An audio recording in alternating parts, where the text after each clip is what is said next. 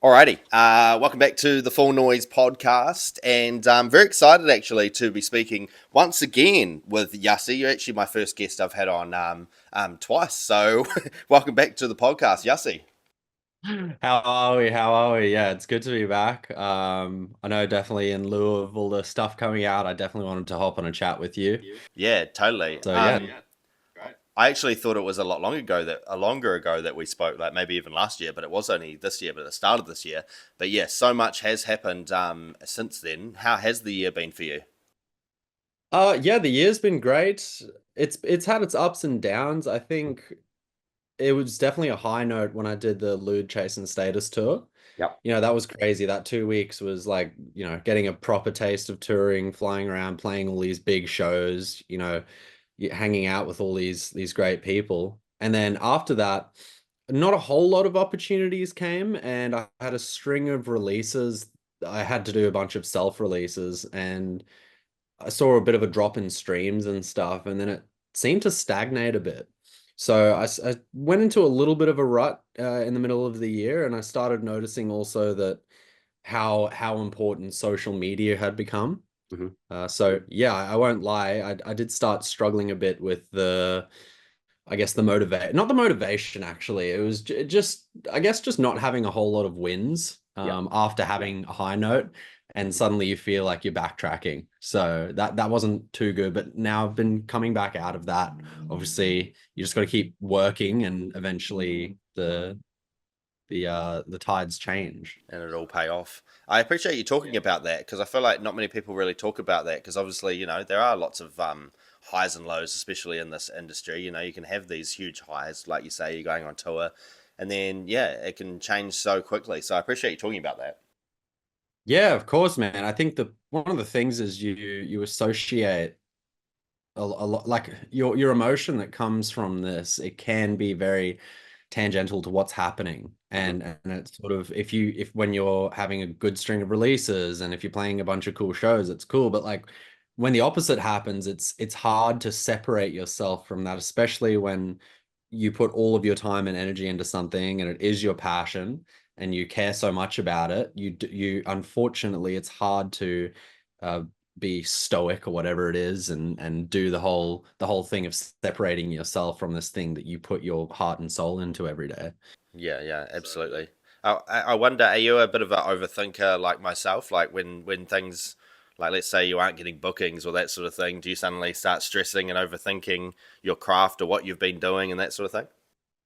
Oh yeah, man. Yeah. I mean, I've been like that my whole life, and it's a blessing and a curse. It definitely, I'm on the ball and I'm always getting things done because of that. I'm considering everything, but yeah, when you do have when you get hit with a string of negative, I guess, happenings, you can overthink them rather than just accepting that they happen. But I think over time you start to notice cycles Hmm. and how stuff goes up and down. So when you are in the down periods, you understand that you will get to the up periods. You just have to push through. And I think it also makes you appreciate the higher notes because you know that they're not going to be there, that you are going to go back into a dip. It's just the natural process of everything, right? Yeah. So yeah, I think more and more I see these things happening, and I'm getting better at handling them. Yeah, totally. Obviously, it all comes and goes in waves. Now, amongst all of that, though, you have been working really, really hard. This album that is, I guess, when this drops, will be out into the world, but also like regularly releasing bootlegs this year. Like your work ethic has been insane. Yeah. Yeah, man. I think like I produce a lot, and I just had to get it out somehow. And while I was doing the originals, I started chatting with my management, Gabe and Josh, they picked me up. I don't know if I talked about that since the last time I chatted with you, but it's the same people that manage Lude. And I'm on that team now. And, they were saying, look, do the originals, but maybe give the remixes a go. They seem to be working. It's something to try out. So yeah, I did a bunch. I had done some earlier in the year. I did the Fleetwood Mac one, Paint the Town Red, the Down with the Sickness remix. But then yeah, later this year I did get a bunch of success from the Band for Band and the Big Dogs remix Yeah. specifically. Hmm. So doing those in amongst, yeah, man. I mean, it was like I'm doing a monthly release schedule, and then I started doing a staggered monthly remix schedule. So every 2 weeks something was coming out, and it was hectic for the last few months. But definitely it's given the numbers a good push. I think consistency is key with Spotify or SoundCloud, anything. Same with social media stuff. Like I've been, tripling down on social media posting now. So it definitely, I think from the outside, it would have looked like a big explosion of stuff happening. Yeah, totally. I mean, I feel like that's a really good way to do it as well with remixes and bootlegs because it's going to no doubt get people looking at you and looking at your music. Hopefully, they'll hear that and then go, "Oh, I'll check out what else he's got," that sort of thing. Yeah, yeah, yeah. Yeah, totally. They all have different purposes. I think you noticed that. So the remixes are very good for getting new people in because you are almost riding the success of the original. And I've noticed the more successful the original, the better the remix seems to do. Mhm. Depend like irrespective of how good the production the remix actually is. So you use that and you bring new people in, and then you try and funnel them to your original music essentially. Yeah, totally. And obviously your most recent bootleg, which is a What So Not tune. I saw that you got to play that out with him, right? Yeah, that was crazy. So when he did his dance revival tour around Australia, Mhm. and he basically had this big list of local acts in the country, and each show he played, he'd get a few local acts on, and I happened to hop on and do a back-to-back with him and Bonsai, another guy from the coast here, DNB artist, and yeah, the night was great, and luckily I had a mate there who just brought his camera, so he got a bunch of film, and What So Not had a phone set up, one setting looking at the crowd, one looking back at us on the decks, and then he also had someone there getting a few photos and some videos. So we actually got a bunch of content from it, and the night was sick. It was at a really cool venue here called in on the Sunshine Coast called The Station, and it's like built up with all these shipping containers. So it's sort of inside, but it's also not.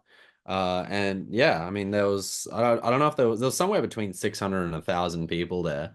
And the night went off. And a few days before, I was like, what would be special is remixing one of his tunes and like surprising him with it. So in like 2 or 3 days, I busted that remix out, at least to a level where it was playable. And then we're halfway through the back to back, and I just sort of pointed at the thing, and I like sort of gave him the thumbs up, but more like is this okay, or are you gonna slap me on the head? Um, and he seemed to get around it, so he got on the mic and announced it, and then I had all my mates in the crowd because obviously it was in my hometown, and Mm. played out this remix, and everyone was going off for it, and got all the video from it as well. So it was a really cool moment actually. Yeah, that's awesome, especially with someone like What's Not, who's like a dance music icon, especially in Aussie as well. Was there Yeah. any? How did that go down afterwards? Was there much chat from him around that afterwards? Not a whole lot, I mean, he's super busy with everything he's doing, and you can hope for the best. I mean, I was going to try and push for an official release on it, Yeah. but that didn't happen. So I was chatting to Benson, who's another guy who wrote the original, and I think he did the vocals for it actually, which was pretty cool to find out. And he said, "Look, mate, just chuck it up as a free remix. That's fine." So I just did, and I had one little slot left before the album came out. I think when this album comes out next week, and well, depending on when this goes up, it might already be out. But I'm just having a bit of a down period after that. Yeah. And I think I'll cool it for the remixes a bit. I just like 6 new tracks are coming out, and I just want to let it breathe for a bit. I don't want to be diverting people's attention onto some remix, like after I've done the biggest piece of work for the project so far. Oh, absolutely. And obviously, you've been working super hard, so I think you deserve a bit of a breather. Although you'll probably still be promoting the album and that sort of thing throughout that time. Like, yeah, you deserve it. Yeah. Yeah. Of course. So with this album, you're releasing it with DNB Active, who I'll be honest, I hadn't heard of until you started releasing with them, and you've released a number of singles with them now. How did that relationship sort of come about and build with them? Yeah, so DNB Active originally was a content page. You know, Mhm. they post memes and they post content with DNB stuff, and they amassed a pretty big following from that. Then started their own record label, DNB Active Records, and they reached out to me and they said, "Hey, we love your stuff." You know, it's almost like think of them, it's a similar thing to DNB All Stars. Like DNB All Stars started as a content page and then they grew the following, which gave them a platform to start doing more legitimate stuff. So yeah, they reached out, they said they love my stuff and asked for some demos, and I sent them a couple and they really liked the Right Now featuring your very own Christina Harrison, Huh? that one. And then we signed that and released it probably just over a year ago now. Mhm. And then yeah, that did well. It was the best performance I'd seen on a tune, I think aside from Triggerfinger or the Triggerfinger Yeah. VIP. Uh-huh. So naturally they seemed keen, I seemed keen. I signed Worth the Love with them. That came out in January, which was the biggest tune I'd had so far. And then we signed Go On, which is a featuring Marashu, who is a European vocalist. And then after that, I mean, it just seemed to be going so well. So we did the collab with Repair and Indie Skies, people from your end. Uh-huh. And then we were going to do an 8-track LP. And I said, look, who cares about an 8-track LP if you could just add four more on and do an album? Mhm. So I wrote four new tunes on top of the four we'd released and the four that we had in the works that were already signed for that LP. And we turned it into a 12-track album. And, you know, I was going through, I guess, I started exploring late last year a more melodic, energetic sound. So I'd made all these high energy records, but I wanted to sort of explore the more melodic route, like think Canine sort of stuff. You know, it's high energy, dance floory sort of music, and it'll get you going, but it has a lot of feeling and emotion. So the last 15 months, I've been really exploring that sound, and luckily because of that, all of the tunes on the record, I was able to keep in a cohesive sort of body, and they all had a similar sound, which I think is important for an album. It's not just a random collection of 12 tracks. Yeah, yeah, yeah. Totally. That was actually going to be something I was going to say next, was about how you actually approach creating a body of work like this, because it does feel a little bit, what's the word? It feels daunting almost, like creating something and making it cohesive and tying it all together, naming it, getting all of it together, just that whole process. How'd you approach that? Yeah, totally. Well, like I said, it didn't start as an album idea. I think I'd had a bunch of the tracks in the works before I decided to do the album. But even from the point of having most of the productions on the way there, going from there to actually finishing the album, it was so much more work than I anticipated. Because for starters, I had to get a bunch of features on a bunch of the songs. So the label and my management reached out and we got people. Luckily, you know, we got some big names like Cameron Hayes and Grace Barton on it. And a bunch of legends from Australia, Tycho and Mummy, and then we got Big Sur from the US, I believe she is. Yep. And who else did we get? Obviously, the three that we'd done it with, Christina Harrison, Indie Skies, and Marashu. So even just coordinating with the features was a whole new thing I had to do, because a lot of the records I'd done before, I think before Right Now with Christina Harrison, I hadn't done a record where I actually had to mix the vocals myself. So Yeah, you're right. getting like raw vocals in and you're actually having to do a lot of production work, because before that I'm getting a lot of vocals off Splice and sampling websites. So they're like professionally recorded and processed vocals. So you Yeah. don't have to do a lot of the work. They sound great already. Uh, so that's a whole new thing I had to learn during this album. And then I had to do it like 8 times. So now I'm a lot better at vocal processing, which I'm very thankful of. Hey, that's cool. That's cool to add under your get under your belt.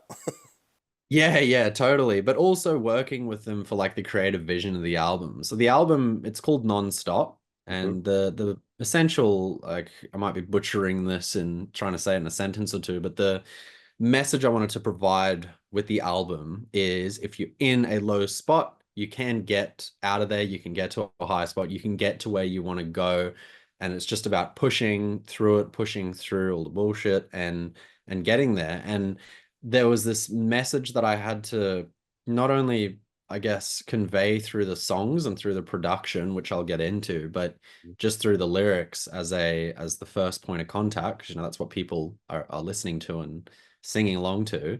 Mhm. I had to make sure that we were doing the lyrics in a way that was sticking and adhering to this message that I wanted to convey through the whole album. So that was a whole lot of work as well, and working with them and back and forths, because there's also like what you want in the message and then what actually sounds catchy and good in a track that people will listen to and repeat, and you can get played out at shows. There's all these different factors you're sort of juggling, so you got to try and find little bits in between and meet in the middle in a lot of senses. Yeah, yeah, totally the sweet spot. Yeah. Um, okay. So obviously you've got all of these feature artists like you've just mentioned there. And how did you get linked up with a lot of those artists? Like, where did that all start from? Like, do you just slide into the DMs? Is it working with managements, all of that sort of thing? Uh Honestly, like different cases for all of them. Yeah, yeah. With trying to think, like with Grace Barton and with Cameron Hayes, the label actually reached out and got me onto them. With a Right. few other people, it was just artists I know through drum and bass who knew them, and I asked if they had people who had sung on their records that they could link me with. With Mummy, the Sydney vocalist on Your Energy, I had just played my Sydney show, and some of the people that organized it, they were friends with her, and she lives there, and she just happened to be there, and they said, "Hey, you guys should make a record together. She's great at singing." Hmm. And so a lot of it was very organic like that. Other parts it was very much like reaching out and seeing how we could do it. But the main thing with all of them that was really cool is that we did royalty splits, so they were happy to get onto the records and just split the royalties with me and not charge an upfront fee, because I can't really afford that at the moment for where I'm at. I'm working casually still and basically living, I do have savings, but living almost week to week, to make sure that I have all the time I need to push this music thing. So I couldn't afford vocal fees, and they all came to the table with that, and they were just keen to do it for the music, and they really loved the records the production, the instrumental when I sent it. So that was a cool thing, and they were all on board with it. They loved the message as well. It was something that was up their alley, I think, lyrically and from a singing perspective too. So very organically and naturally came together, which was a breath of fresh air. Yeah, totally. That's exactly what you want. And looking ahead to what else is on the horizon, like I say, you've obviously worked on this thing like super hard, and you need to have a good wee break there. But looking ahead, what else is on the horizon? Like I see that you're going to be potentially heading overseas very soon. Yes, yes. It hasn't been officially announced yet, but I'll let you guys in on it. I am heading over to Europe and the UK next year to do my first tour. At this Amazing. stage, fingers crossed. Basically, I've been connected with a booking agency over there who did Rover's tour this year.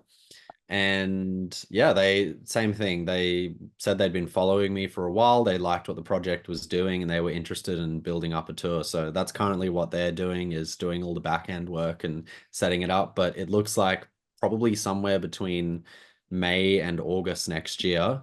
I'm thinking June, July, probably I'll be getting over there, which is really cool because I've worked towards that for about 6 years.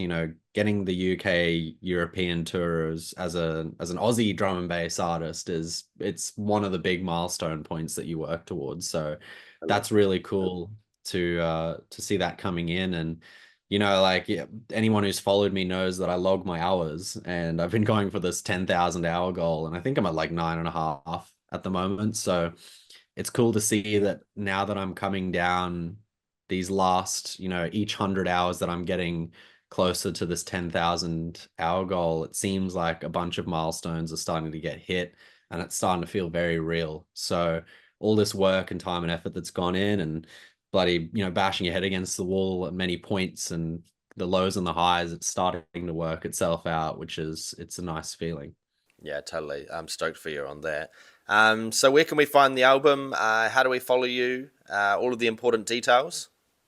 Yes, the details. So, for anyone who doesn't know, it's obviously Yussi, YUSSI on Spotify, at Yussi on Instagram, because apparently it's a very common Spanish name. So I couldn't get the the original at or the handle or whatever. Yussi on SoundCloud, and then the album, yeah, it's called Nonstop, just one word. And you can go and pre-save that right now. There's a countdown happening on my page. Unless you're listening to this after it's out, then yeah, go check the album out. 12 tracks there, six brand new ones, and six that have been rolling out over the year. And yeah, that is the culmination of all the work I've been doing over the last year and a half, basically, production wise. Not all of it. Still got a few IDs in the bag that I'll be playing out at shows, and that's coming out next year. But yeah, this is the big one for this year. So any support on that is greatly appreciated. Yeah, absolutely. Legend. All right. Is there anything else you want to say before we wrap things up? Yeah, I just want to say, bloody, I love you, New Zealand, and I'm keen to get back. Unfortunately, didn't snag any shows this year, but next year we're working hard to get back, and whether that is at some point during the year or if it's more towards the end for the festival run, I'm very keen to get back. I had a great time going over for the Sub 180 shows back last year, so yeah, I'm eager to get back, and I know, I love the DNB scene you guys have over there, and just in general the community. So keen to see you guys. Absolutely. Hopefully, we'll see you soon. All right. Legend. Thank you so much for your time and congrats on the album. Thank you very much, man. You have a great one.